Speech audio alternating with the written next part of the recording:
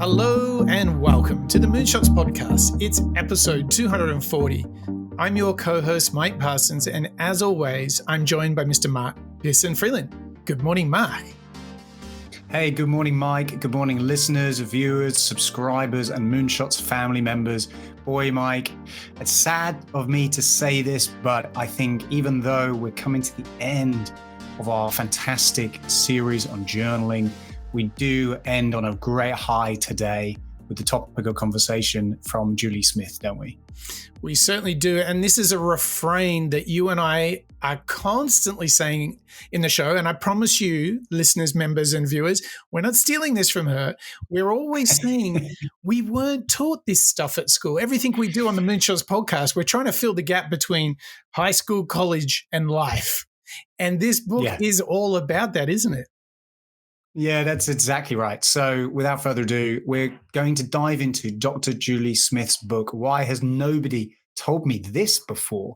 Everyday Tools for Life's Ups and Downs.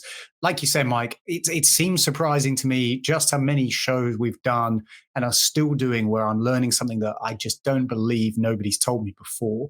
But what's fantastic about today's episode and the book from Dr. Julie Smith is just how accessible and digestible a lot of her content, a lot of her advice is. Yes. And I think it's going to work really nicely as a bookend for our series on journaling, because we really have gone through a couple of different, let's call them genres or themes within the idea and the world of journaling. We've obviously covered insights and habits from a number of different individuals and experts in the field. And I think with Julie Smith today, who came to fame, I should say, from a lot of social media buzz. She created fantastic content that a lot of people around the world drew a lot of inspiration from, which ultimately led towards her book in 2022 coming out, which is obviously the topic of conversation today. I think it's surprising to me, Mike, just how varied this series has become for us, but also how cemented and confident I personally feel in the benefit that I get, and I think you do too, from this whole exercise, which I think has been a wonderful journey to go on. Yeah, I think we are advocates and ambassadors of journaling's number one and two. We love this stuff. I think it's been no secret that what we've shared throughout the series and throughout the show is, a couple of years ago, we got into the cold showers. A couple of years ago, we discovered mindfulness. We discovered a lot of different practices. We discovered how to build habits with James Clear. We learned how to be resilient with David Goggins and Ryan Holiday. I think what we've learned with journaling is it's way more than just clearing your head.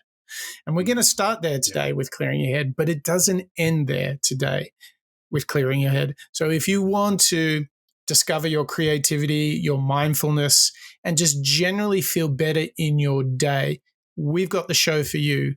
If you like doing a little bit of breath work, if you like doing a little bit of meditation, if you've scribbled a few notes in your past, well, this show will take you to the next level. This is all about mental well-being, mental health that you can adopt, habits that you can do every single day. You could literally finish this show and start feeling better. That's how good it is, Mark.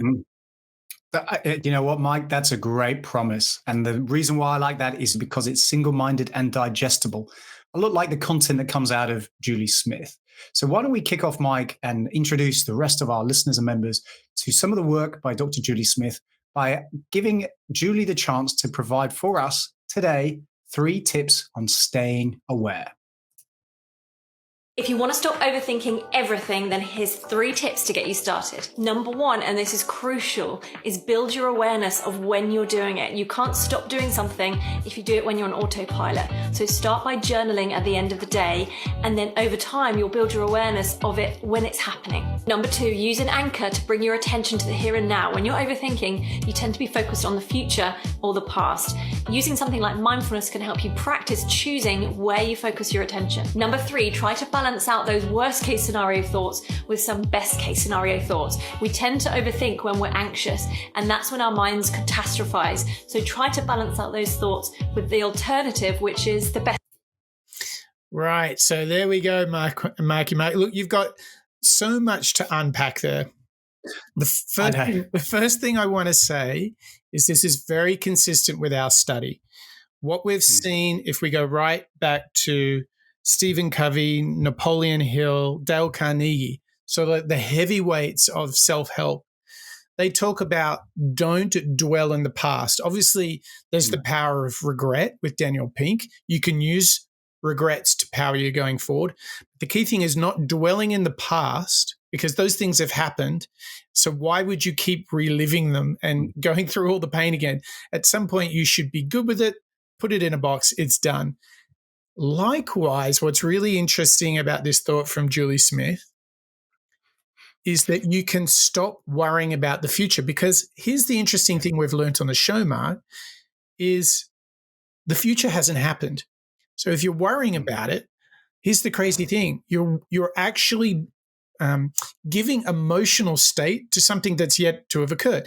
So if you are feeling negative about something in the future, well, who's to say it's going to be negative?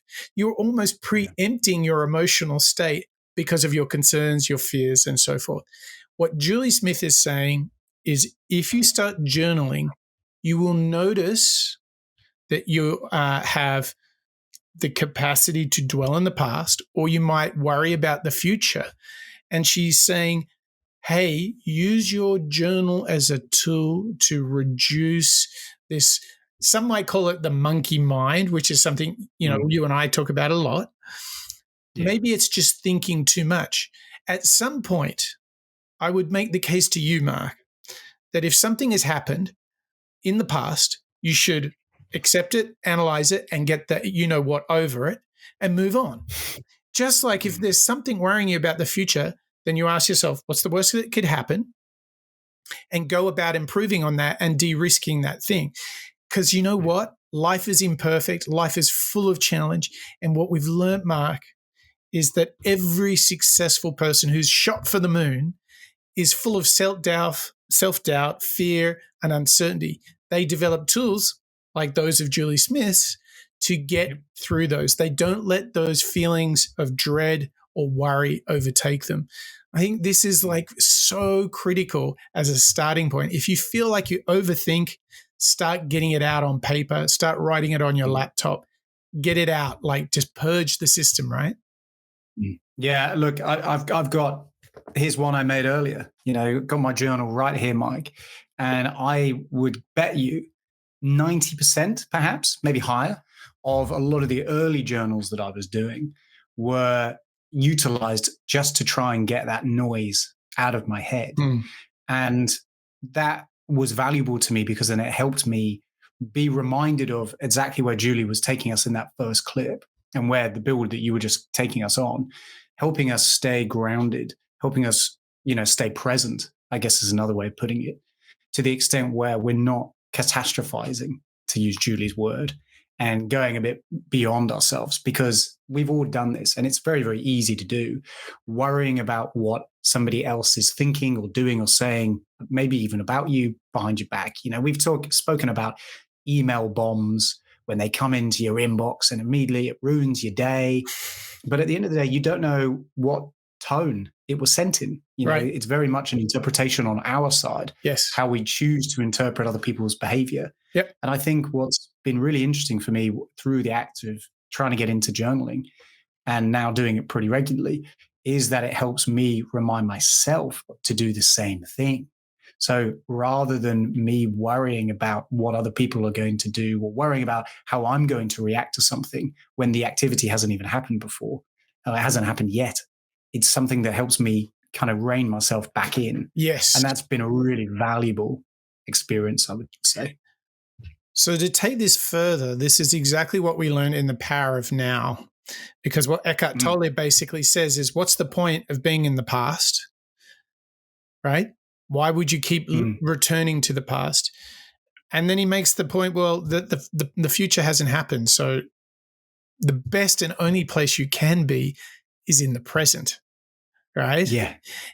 And this is what journaling helps you do. It's sort of, you kind of calibrate against the past and the future, and you can bring yourself into the present and be good with things. And it's just like, when you you go to that wisdom, like a problem shared is a problem halved.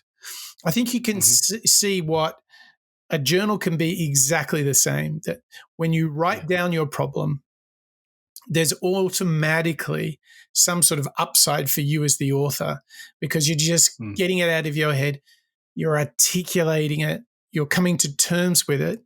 And naturally, at a certain point, you won't want to write about it anymore because you know what it is. And you can start to move on to some positive habits that gear you up for making the next best step. You know what, Mike? You've reminded me of another technique that I've found, which I think is where you were going there, which is sometimes I'll get myself into a bit of a cycle, thinking the same, like we've spoken about the idea of negative thoughts percolating in our minds.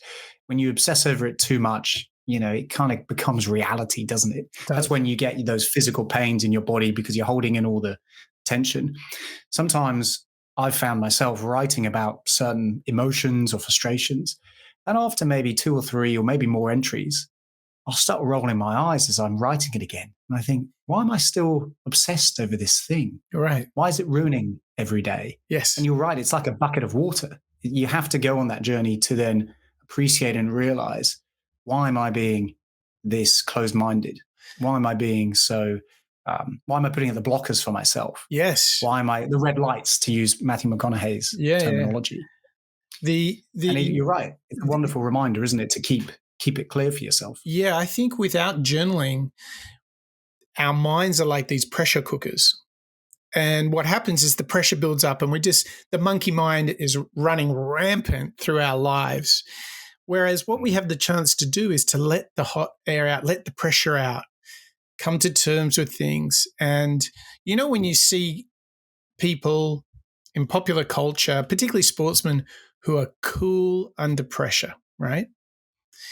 Yeah. This is what we can all be like Kobe, who was so cool under pressure, or Michael Jordan, cool as a cucumber. Yeah. He'd take the last shot. He'll try and make the winning shot. Whereas a lot of us would just be like freaking out. Yeah. These states of calmness amongst the storm is such a good metaphor for life. And I really do believe that through the practice and through doing this series together, the last 4 shows, journaling is right up there with meditation for me. This is a go-to practice.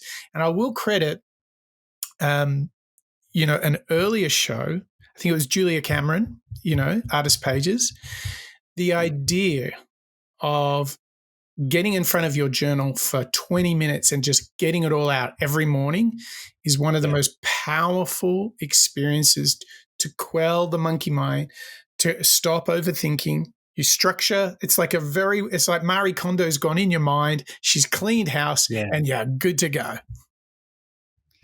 Oh, I like that analogy. We get Marie Kondo into your brains. Yeah, that's a nice extension.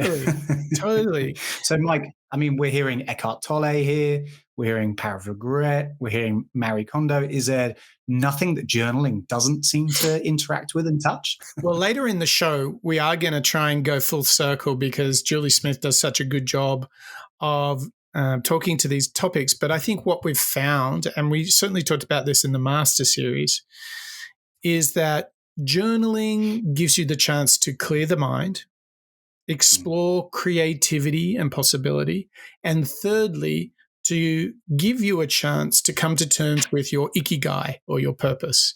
Why are you here? What do you believe in? How are you going to get your vision manifested? There's 3 big things: clear the head, creativity, and purpose. This is all on offer from journaling.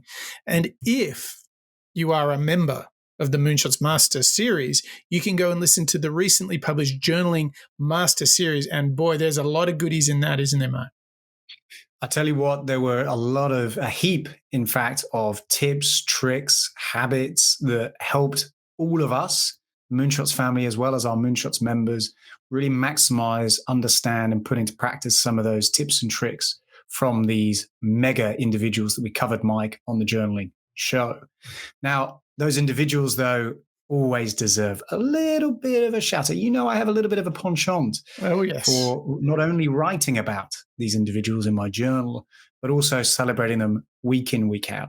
So please, without further ado, welcome Bob, Marjolaine, Ken, Dietmar, Marjan, Connor, Rodrigo, and Lisa, Sid, Mr. Bonjour, Paul and Berg, Kalman, Joe, Christian, and Samuela, Barbara, Andre, Eric, and Chris, Deborah, Lasse, Steve, and Craig, Daniel, Andrew, Ravi, Yvette, Karen, Raul, PJ, and Nicoara, and our brand new annual members, Ola, Ingram, and Dirk. Thank you guys for your continued support and love.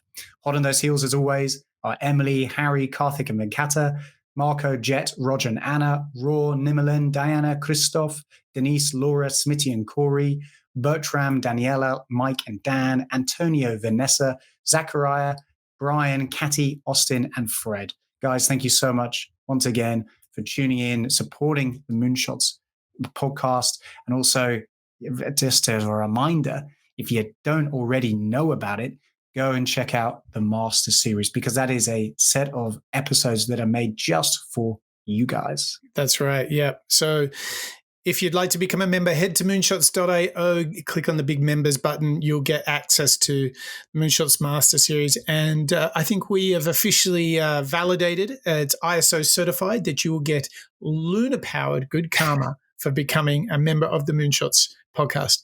But Mark, we've been selling this idea that journaling is more than just clearing the head. Do you have the proof?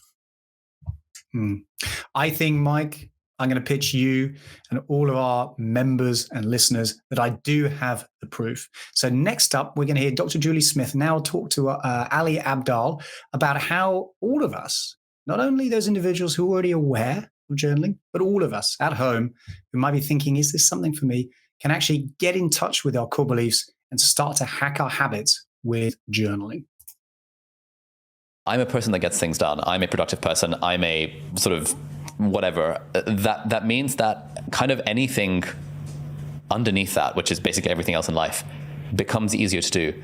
Whereas I find with people who have told themselves that they are a procrastinator, oh, I'm just so unproductive, oh, I could never do that, it becomes so hard to then do all of the other things like health and wealth and like caring about relationships, like all of the other stuff around what makes a good life is harder to do if you have an identity of someone who does not have their shit together, proverbially. I don't know if that's something that you found at all. Yeah, absolutely. You can have set sort of core beliefs about yourself from that came from, maybe early in childhood, and they've just persisted, and they can really, we don't think about them all the time. So we're not always even aware of them. In therapy, we'll spend sometimes a fair amount of time sort of trying to work out what those core beliefs are for someone and really sort of trying to get right down to it.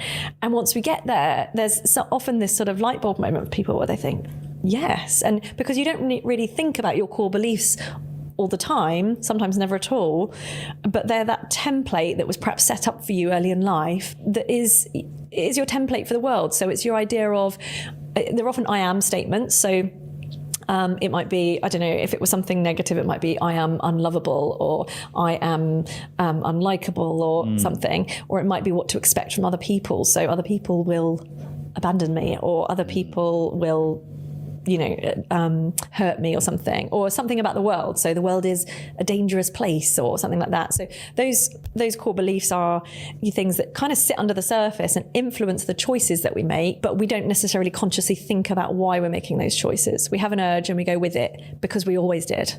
So yeah, that's sort of all of that identity stuff. It's a big part of what happens in therapy, but we can do that kind of thing in a self-help approach. So with journaling and things like that, you can really reflect on some of your own, choices, or the cycles that you seem to get stuck in and you're not really sure how to break it. Getting it down on paper. Something we do in therapy a lot is getting a bird's eye view. We literally draw maps of behavior patterns, and then you look down at it and you go, oh, that's how I can break it. There's the exit. Okay, now I know what I need to do, which can be really helpful. So there's a lot of that in the book, where there's a lot of things like journal prompts that are just questions for you to sit down and go, okay, let's answer these in 10 minutes, and maybe you might have that moment where you go, okay. Yeah, I think journaling prompts are such an underrated technique, because I've come across a lot of journal prompts, and as I was reading through the book, I was like, oh, these prompts are really good, and then I didn't do anything with them. But I know if I just sat with any one of them for 10 minutes and actually just answered it, I'd get so much clarity on stuff in my life. Yeah. And it just feels like, and any time I've done that in the past, I've always felt like, damn, I'm really glad I did this. I really should do this more often. Yeah. And that's where doing this sort of, the therapy thing, even though there's not a specific problem that you're really trying to fix, sometimes it can be that sort of introspection and learning about yourself in the way that you might with journaling, where you just have someone to ask those questions, but then also reflect back on what they're hearing and things like that. A therapist can be a mirror, essentially, where they reflect back to you what they're hearing from you. And sometimes that can be quite surprising, what you realize you're sort Oh, I totally dig this. To me, Mark, what's really interesting is Dr. Julie Smith, who is a psychologist, is explaining to us really the mechanic by which therapy and journaling are the same thing. By writing it down, you get it back. By sharing it with a psychologist, you get it back. These are all ways to see, to make tangible your thinking patterns, be them good, bad, or otherwise, but it's to expose things because we get lost in our own thoughts, right? The classic thing that I would share with you as an example here is that it was only upon rereading my journal, a la the advice of Matthew McConaughey, it was upon rereading it and seeing that I mentioned sleep so much that it was very easy for me to now prioritize sleep above anything else. Priority number one. Good sleep, good Mike, basically. But I kind of knew it, but it was seeing it in the journal, much like I'd imagine if I was in a session and getting this back from a psychologist telling me, hey, this is kind of like a mindset that you have. I'd be like, oh my gosh, sleep is really important. I think what was also interesting is Julie Smith was talking about when she's working with a patient to draw a situation. So through that illustration on paper, they can see how to get themselves out of that habit or that situation. And I think journaling is just the same. But the great news is journaling costs you nothing, and you can literally do it after you finish Moonshots podcast. Yeah, you've got to finish the Moonshots podcast first. Yes. Scientists believe, Mark, scientists have researched and proven that you can only journal after you've listened to the show. Sorry. You need the full picture. Look, I had a very quick glance through my own journal as you were talking there. And what it reminded me when we were listening to that clip just then from Julie Smith, talking about exactly as you just brought up, these maps that people can draw and that help them establish where they are.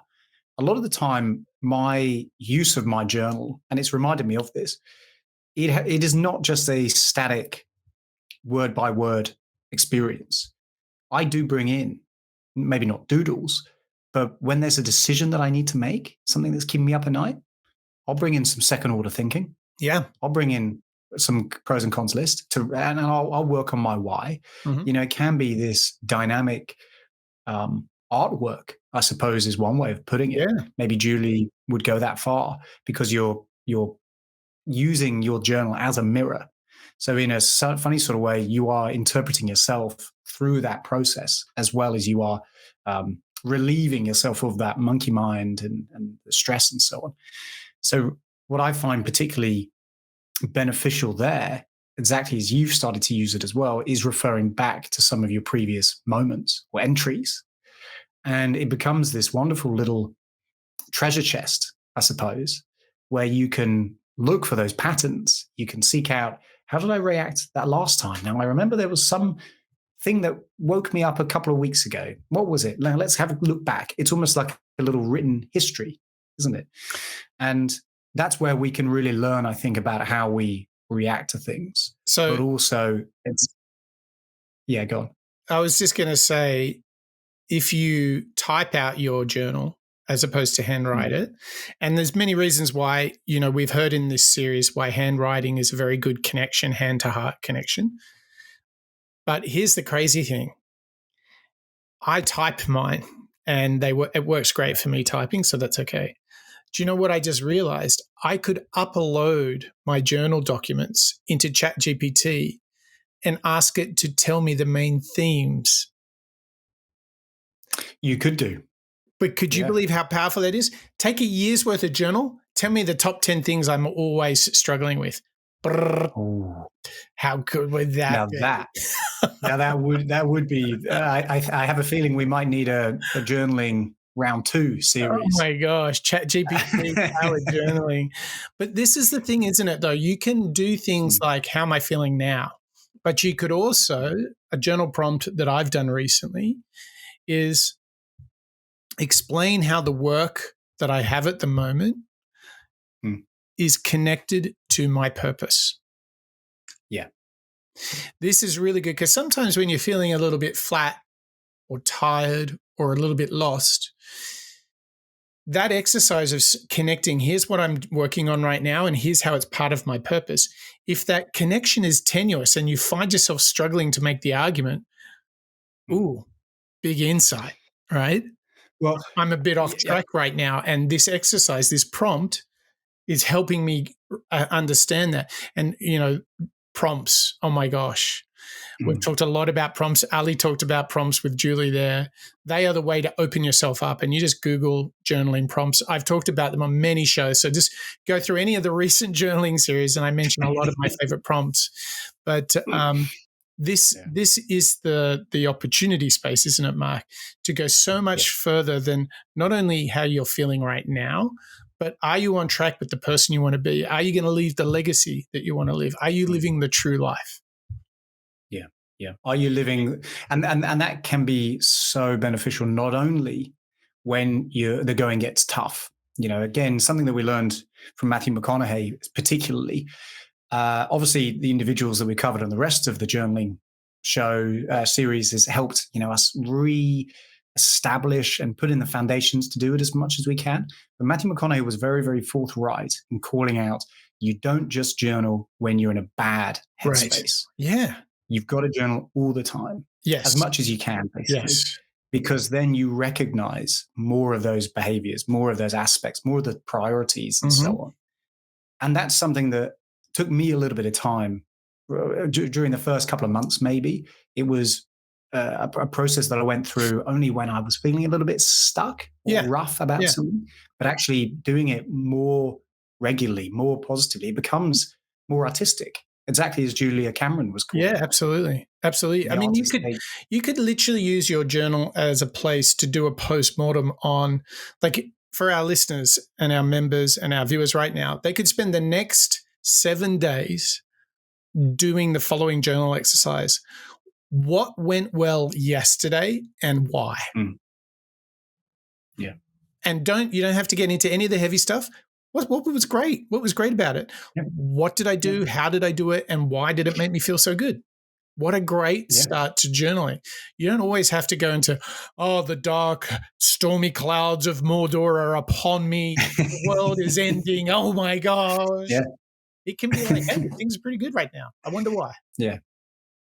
And that's what I think in Julia Cameron's show that we covered with the artist dates, that's kind of the sentimentality that I was interpreting from that activity. Just find those little moments in your day where you can notice, observe things that kind of inspire you. But I like the build that you're doing there, Mike, because what you're then connecting it with is back into the morning pages, back into practicing it each day, treating journaling like a muscle. Yes. I think that's a nice prompt, actually. Yeah, it really is. And I think that this is where it's like, for us, so important to point out just the potential that lays within journaling. And it is really it's the low cost, easy, quick option to get to know yourself better. And in fact, I think this next clip really gets into that. Yeah, you're totally right. So I think we're starting to really uncover and scratch this idea of regret, this idea of understanding your why. So now let's go back into the book of Why Has Nobody Told Me This Before by Julie Smith, and actually hear a great breakdown from 4-Minute Book Summary, who are going to help us identify and assess our needs. Ask yourself questions to discover the unmet needs triggering your emotions. Then, address those needs directly. Emotions don't just magically appear out of thin air. Like a river, emotions must have a source. According to Dr. Smith, they always result from unmet needs. Therefore, if we want to handle our emotions well, we must identify and address those needs. As a result, the emotions will pass. For example, if you overate at dinner, woke up at night with dry mouth syndrome, and only got 6 hours of sleep, it's no surprise you are grumpy in the morning. But even if it's not a biologically obvious lack, our feelings always have an origin. In the case of my sudden to-do list anxiety, for example, it might come from me not feeling as if I've done enough for the day. Feelings aren't just in your head, Dr. Smith says. They can come from inside your body, the state of your household, your current circumstances, things that happened in the past, and of course, the people you interact with. To draw out your unmet needs, Smith recommends asking yourself several questions, maybe even journaling about them on the regular. What are your exact thoughts when a bad mood pops up? When do these thoughts usually occur? In what setting? Do you feel any other physical sensations to go along with your bad mood? What have you done in the last few days leading up to feeling bad? Ask questions, find answers. Discover the unmet needs behind your feelings and address those needs directly. Even if you decide not to do anything about them in some cases, going to the source of your emotions will help you manage them more gracefully.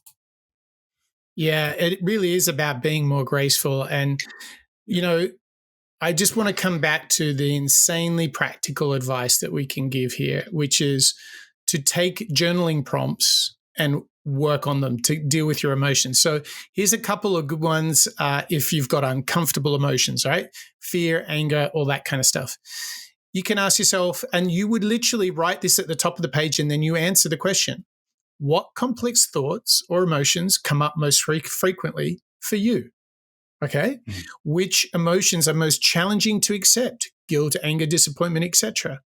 Describe a choice you regret. What did you learn from it? Now, so those are all dealing with tough things. But here's the other thing. Here's some prompts about living your best life. Describe your favorite thing to do when feeling low. What 3 ordinary things bring you the most joy? How do you prioritize self-care? Describe 2 or 3 things you do to relax. The point here is whether it's good, bad, dark, light, however you're feeling and thinking, you can use the journal and use prompts to open it up and just to get you writing, to get you in touch with those emotions, because so many of us feel uncomfortable when we have emotions that we have a poor grasp of understanding. If we're feeling deeply frustrated but we don't know why, it's almost easier if you're triggered by something and you know it exactly triggered you, then that's almost a clearer black and white situation. But the murkiness thing of life, which is, am I on track? Am I being the best version of myself? Well, use the prompts and get stuck into it, right? Get stuck into it. And the technique I would advocate here is, once you've gotten into answering a few simple questions, Google up a lot of journaling prompts for whatever you want to address, and then scan through them until you find one that you instantly have a reaction to. Don't think about it. Just go, ooh, for some reason I want it. That one got me. Grab that question, use it as a prompt, and go. It's that easy. Yeah, I love that idea. I think we were talking about it last week as well, or maybe in the master series, which was finding that prompt that, it's kind of like picking a scab. It doesn't feel that comfortable, but at the same time, it's something that you need to go out and do. You need to investigate this, and I think you're totally right, Mike. And that's the reason why I like that so much, is because it is a bridge moment. It can be a positive thing, or it can be something that is a little bit uncomfortable and negative. So in a realm of efficiency, finding a prompt that gets you going like that enables you to be able to just pour all of those thoughts out, whether they're positive and or negative. Sometimes for me, if I'm in a bit of a, let's call it a negative headspace, the only thing that'll probably come out of me when I'm journaling will probably be in that sort of headspace, that mindset. Obviously, it will vary depending on the type of time of day, what's going on, positive things, negative things, and so on. But I like the idea of being able to find a way of communicating both aspects in a quite neutral way. So then your journaling is more like an observation.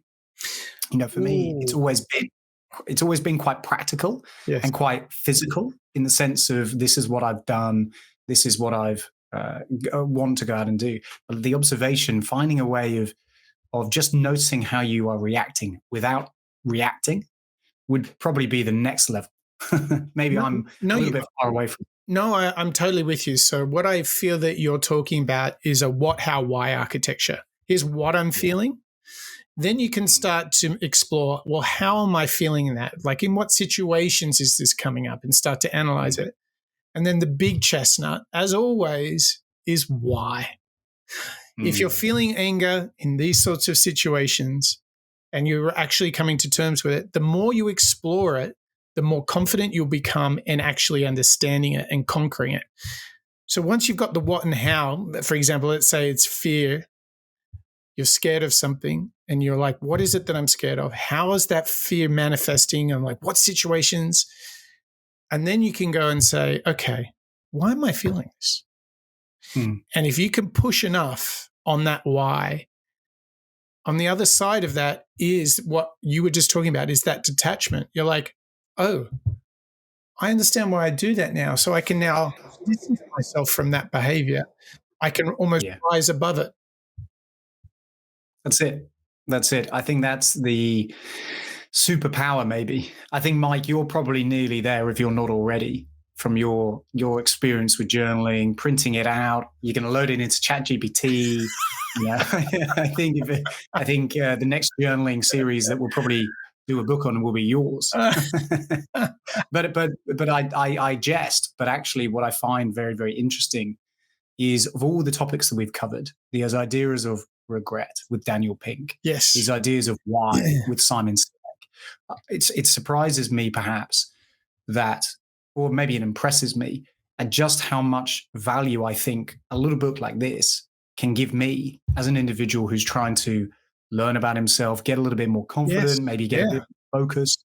All of these lessons that we're learning, ultimately, by keeping some kind of record almost, it can be like a staircase. The only way is really up here. If you document it, if you reflect on it, and so on. A lot of these individuals that we're covering, and a lot of this advice, by putting it into practice within our journals, I think actually really, really can help us strive towards being that best version of ourselves, or a successful version of ourselves. And I think that's kind of where you were going earlier, wasn't it, Mike? It is essential for you. I think so. And if you ask me how I'm going, or my wife and I are having a conversation, I'm talking with a friend, I feel that since I've lifted my journaling game, like I'm just, when someone says, how are you doing? I'm like, okay, I actually have a better sense of the answer. Like, and not like a snappy word. I'm like, I have that true sense of how I actually am doing, as opposed to, oh yeah, I'm fine, I'm good, I'm great, everything's lovely jubbly, oh, I'm busy, all the stock standard answers. I think journaling is so good at making you truly aware of where you're at, and then the how and the why that gets tied up in that. But you can then share that with friends and family so much better. You can communicate your needs, where you're at, what you're trying to get done. Whereas we all know that if we're stressed, like I totally know this, stress really kind of constricts your thinking, right? And so when you're under stress trying to make a complex decision, it's very hard, right? Because you just don't have any space in the mind, like everything's closing down. I think, imagine if you did your morning pages every single day in your journal. Imagine how much clearer the world would seem after, wait for this, say 30 days of every day doing morning pages. Oh my gosh, you'd see the world in HD, 4K, high resolution. I could believe that. I could believe that because you're right. When the going gets tough and things are stressful, I find my vision gets very, very narrow in the sense that not only can I not think about all of the other stuff I'm meant to be doing, but actually visually trying to focus on stuff is very, very conial, very, very, it's like a point. And you're right. When you do start to remember through the act of writing, whether it's digital or otherwise, through the act of remembering, observing, writing, reflecting, I think that helps you maintain that 360-degree vision. What else is going on? What led me to this point? Who am I seeing over the next few weeks? It's a vision, future-facing thing as much as a reflection in the past, I find. And that, you're right, helps me stay that little bit more like a lighthouse, looking around, knowing what's coming. So what's funny is I'm able to, because of the journaling work and just general self-care, but particularly through the journaling work, I find myself much more ready to laugh at myself than get frustrated with the situation, right? Like I've noticed little things that would bother me or frustrate me, like if I forgot something or something didn't work properly. Like, for example, I got a new iPhone, right? And I thought I bought the Pro Max, right? And I thought that it was going to be the next size up from my old phone. But when the phone came, it turned out that it's the same size as my old phone. I was on the 11 Pro Max. But for some reason, I thought I was on the 11 Pro, not on the Max. So long story made very short, when the phone came, I just laughed at myself. And I'm like, this thing is exactly the same as the one I already have. And I had all these dreams of, oh, good, I'll have a bigger phone so I don't have to take my iPad or laptop to as many things. And then I think 3 or 4 years ago, I would have gone, you idiot. Like it would have actually created some sort of tension in me. I just said to my wife, you're not going to believe this. I am so hilarious. I thought I was getting some deluxe iPhone, but it's just the same. Well, I think what that example reminds me of is actually that second clip that we heard from Julie talking to Ali Abdaal, which was about that DNA, your I am statements, these core beliefs that I think, for me at least, throughout a lot of my early adulthood and career, I assumed that the way you brought up, that's kind of it. You're fairly fixed. We're all quite static. And I think there's a lot of people out there who think the same, that they are static and that nothing can ever change.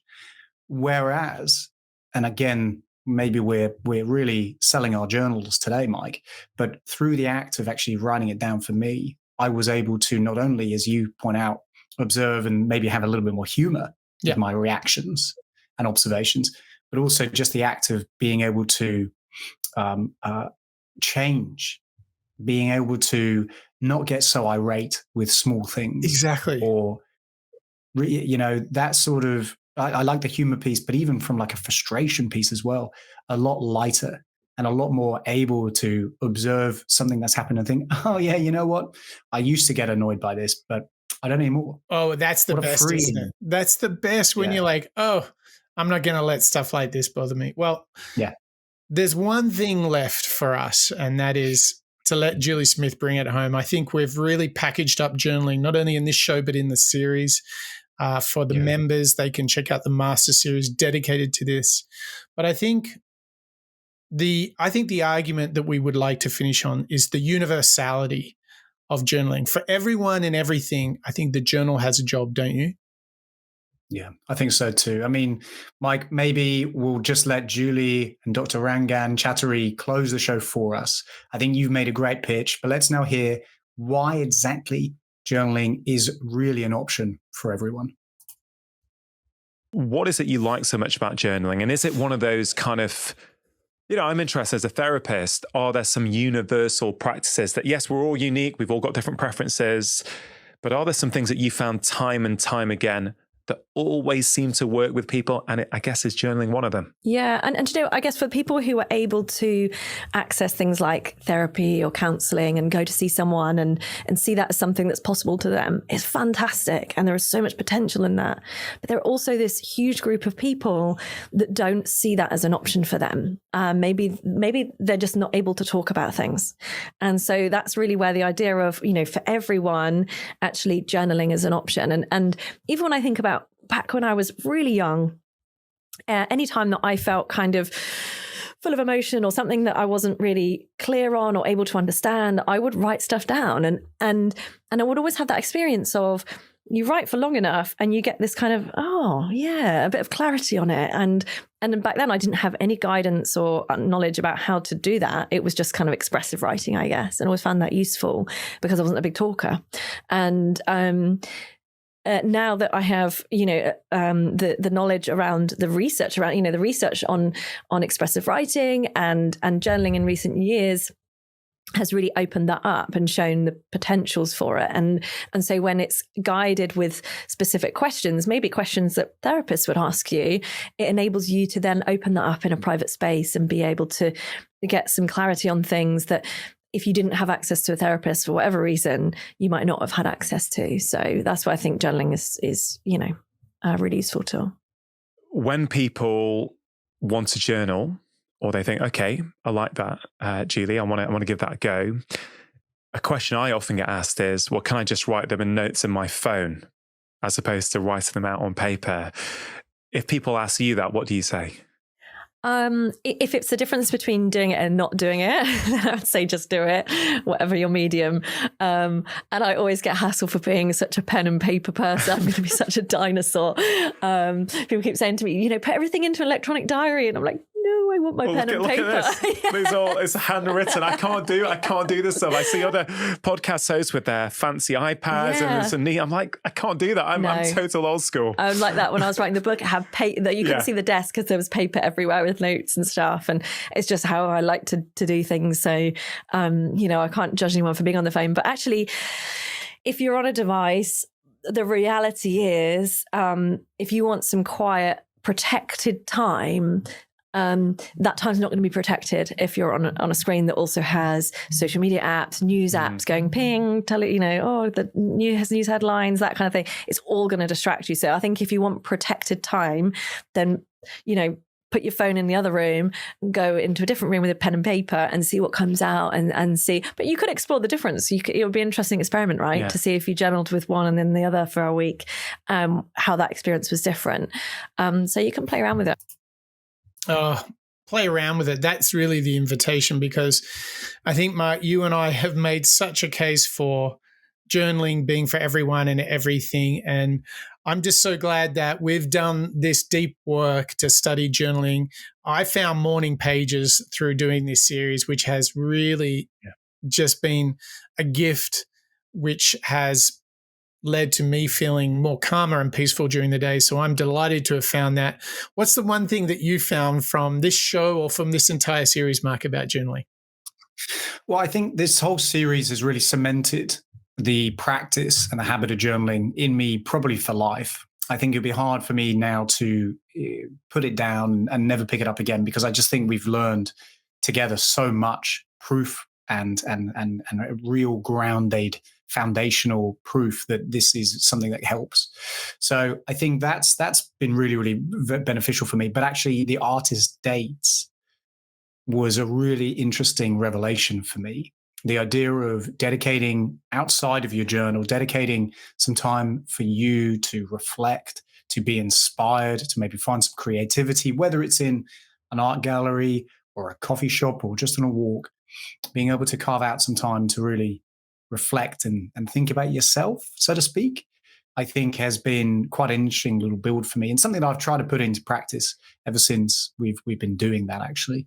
So I think it's been a pretty full series, hasn't it, Mike? It has. It's perhaps been one of the most useful habit building series we've done yet. And we've got a very special episode coming up. Next episode, we're going to have Shane Parrish and Thinking Clearly, his brand new book. So if you're into mentor models, next week is going to be an absolute cracker. And Mark, do you remember the series that we agreed on doing after Thinking Clearly? Yes, we are going into a brand new series on sports stars. We are going to be covering, Mike, Kobe Bryant, Billie Jean King, and Phil Jackson, man with 11 rings. So we're going to go off the back of our journaling into a great episode on frameworks and mental models with Shane Parrish, straight knocking it out of the park, Mike, into a series on sports. It's going to be an action-packed month. Well, Mark, I just want to say thanks to you for joining me on this journaling epic that we have done. And I want to thank you, our listeners, our viewers, and our members joining us here for the final installment of the journaling series, episode 240 with Julie Smith's work, Why Has Nobody Told Me This Before? And yes, that is a question that Mark and I are often asking. And today, though, we started with the idea of how to stop overthinking everything, which kind of a lot of us do. And then we learned how to hack your habits with journaling, how to really uncover the best version of yourself. But part of that was the third step, which was identifying and addressing your needs, because you matter. And if you really get into that, you can discover that journaling is an option for everything and everyone. And if you do pursue journaling, you'll discover your potential, you'll be the best version of yourself, and you'll be able to learn out loud because your ideas will be crisp and creamy, because that's what we're all about here on the Moonshots podcast. That's a wrap.